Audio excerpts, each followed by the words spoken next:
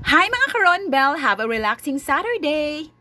Tig-relax giron sa mga momshie kay na ang ilang mga estudyante sa balay makatabang nila og ang uban pod nga walay trabaho basta Saturday tig-relax ron, so stay put lang mo. Less stressful ratong putahi karon. Ensaladang ampalaya or bitter gourd salad. 50 ra ni tanan nato nagasto nya, good for 8 na.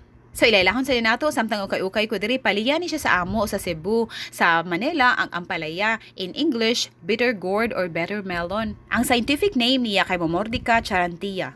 Tropical and subtropical vine ni siya, often grown in the Caribbean, the Amazon, and Southeast Asia, dili ra sa Pilipinas. According to healthline.com, specifically ni Sade Mix or ni Rachel Ajmera, high in vitamin A, C, and other nutrients ni siya, packed with several important nutrients. Makareduce ni siya sa blood sugar, niya na siya cancer fighting properties, makadecrease sa cholesterol levels, niya ma-improve sa fiber intake. Makatabang na siya sa disease prevention og bone formation og wound healing.